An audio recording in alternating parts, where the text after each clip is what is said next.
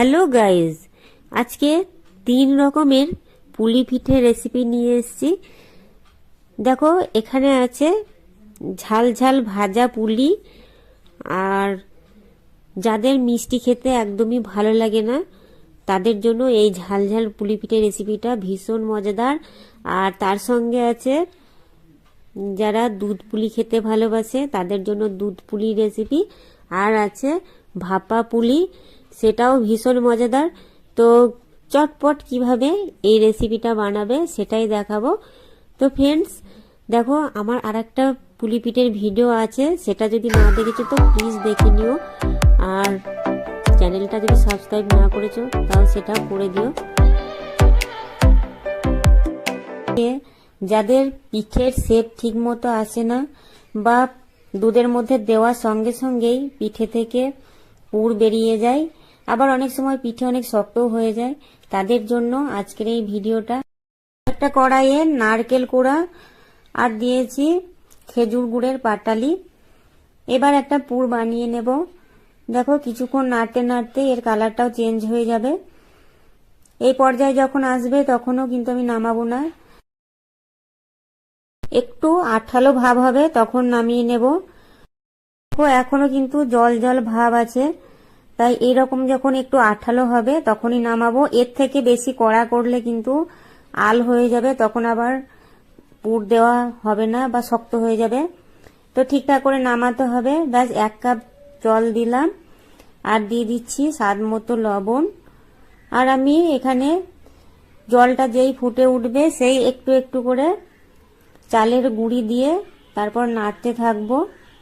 এভাবে যদি বানাও তাহলে পিঠেগুলো একটু বেশ নরম হবে। একটু একটু করে চালের গুঁড়ি দিতে থাকবো আর নাড়তে থাকবো।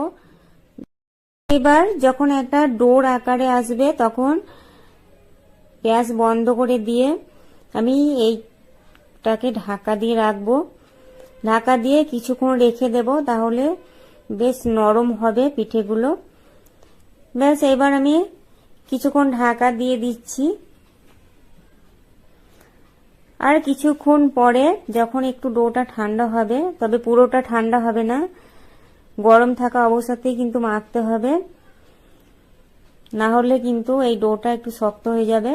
একটু একটু করে যদি তোমাদের জল লাগে তাহলে দিয়ে মাখতে পারো, কিন্তু আমি যে মাপ দিয়েছি জলের, সে তারপরে কিন্তু আর জল দরকার হয় না।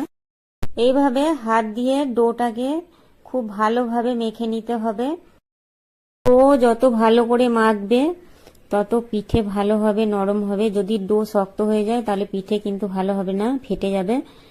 এবার ডো থেকে লেচি কেটে নিতে হবে, আর এই লেচিগুলো যেন একই সাইজের হয়, তাহলে পিঠে কিন্তু একই সাইজের হবে দেখতে। ব্যাস, হাতে করে একটু আটা লাগিয়ে নিয়ে তারপরে এরকম ভাবে একটা বাটির আকারে শেপ দিয়ে নেব। তারপরে পুর দেব। পুর কিন্তু খুব সামান্য দিতে হবে। এবার আঙুলের ডগায় আটা নিয়ে এইভাবে চিপে দিলে পুর বেরিয়ে আসবে না। ব্যাস, এইবার দেখো খুব ভালোভাবে মুড়ে নিয়ে তারপরে কোণ থেকে আঙুলের মাথাতে একটু করে চিপে দেব। তারপরে ওটাকে নিয়ে এসে কিন্তু মুড়ে দিতে হবে। আমি কিভাবে দিচ্ছি একবার দেখো ভালো করে, তাহলে কিন্তু বুঝতে পারবে। এভাবেই প্রথমে একটু আঙুলের ডগাতে করে চিপে দিয়ে তারপর ওটাকে নিয়ে এসে আমি মুড়ে দিচ্ছি। এভাবেই পিঠেগুলোকে বানাবো। ব্যাস, দেখো কত সুন্দর একটা শেপ হয়ে গেছে। আবার আরেকটা লেচি নিয়ে আমি একটা বাটির আকারে শেপ দিয়ে নিচ্ছি, আর খুব সামান্য পুর দেব এর মধ্যে। তারপরে আঙুলের ডগা একটু আটা নিয়ে ওই পুরটাকে বসিয়ে দিচ্ছি। এরপরে মুখটাকে মুড়ে দিতে হবে। তারপরে একদম কোণ থেকে শেপ দেব। দেখো, একটু করে আঙুলের মাথাতে করে চিপে দিয়ে তারপরে ওটাকে এনে আবার মুড়ে দিচ্ছি। এভাবে সবগুলো শেপ দিয়ে নেব। আর অল্প পুর দিলে পুর আর বেরিয়ে যাবে না। ব্যাস, এভাবে যদি শেপ দাও পিঠেগুলো কিন্তু দেখতেও সুন্দর লাগে।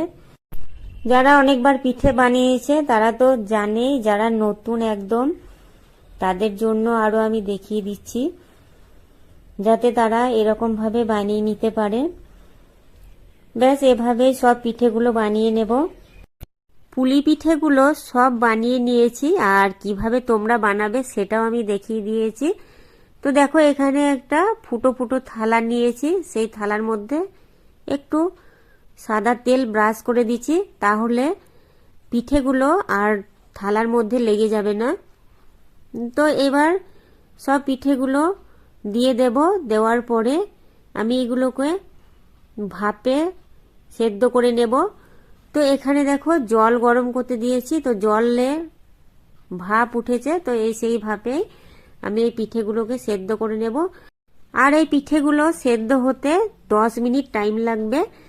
তো ফ্রেন্ডস দেখো পিঠেগুলো সেদ্ধ হয়ে গেছে, আর আমি যতগুলো পিঠে বানিয়েছি সব পিঠেগুলোই আমি এভাবেই ভাপিয়ে নেব প্রথম। আর এই ভাপে সেদ্ধ করলেও কিন্তু আমার এই পিঠেগুলো বানাতে একটু সুবিধা হবে। আমার সব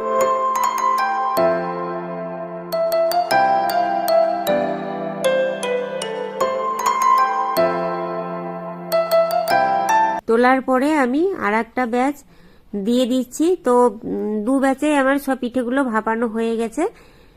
এবার আমি সব পিঠেগুলো তুলে নিয়ে আমি এখান থেকে কিছুটা এই ভাপা পুলি পিঠে রেখে দেব, তার সঙ্গে একটু ঝোলা গুড়।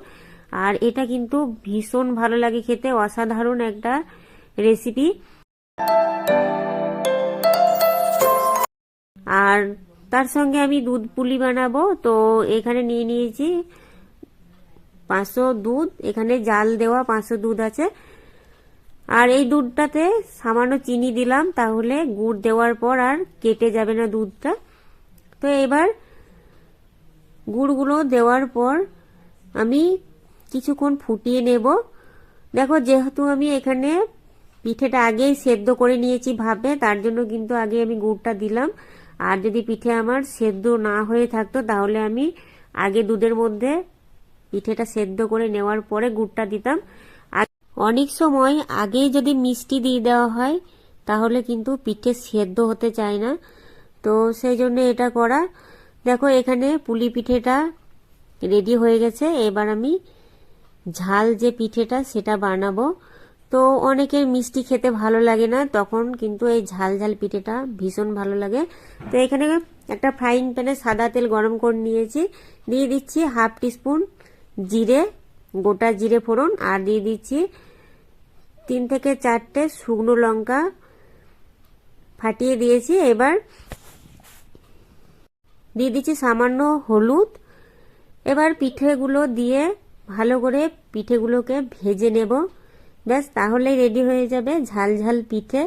তো ফ্রেন্ডস তোমাদের আজকের এই রেসিপিগুলো কেমন লাগলো সেটা জানিও, আর যদি ভালো লাগে তাহলে চ্যানেলটাকে সাবস্ক্রাইব করে দিও আর লাইক অ্যান্ড শেয়ার করে দিও।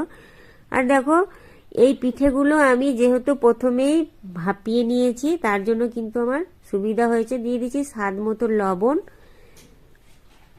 আর প্রথমে ভাপিয়ে নেওয়ার জন্য কিন্তু সব পিঠেগুলো আমার চটপট বানানো হয়ে গেছে।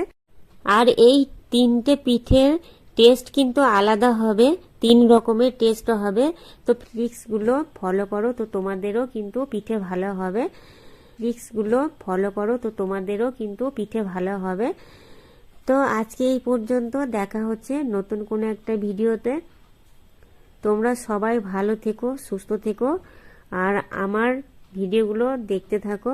আরও নতুন নতুন ভিডিও আসবে, তোমাদের জন্য ভিডিও বানাচ্ছি। তো তোমরা অবশ্যই চ্যানেলটাকে সাবস্ক্রাইব করে নিও ফ্রেন্ডস। তো দেখো 3 কালারের পিঠে আর তার সঙ্গে একটু নলেন গুড়। তো তোমরা অবশ্যই চ্যানেলটাকে সাবস্ক্রাইব করে নিও ফ্রেন্ডস। তো দেখো 3 কালারের পিঠে আর তার সঙ্গে একটু নলেন গুড়। তো একদম শীতকালের অনেকের ফেভারিট এই পিঠে, তার জন্য বানিয়ে দেখালাম। ভালো লাগলে চ্যানেলটাকে সাবস্ক্রাইব করে সঙ্গে থেকো। Thank you.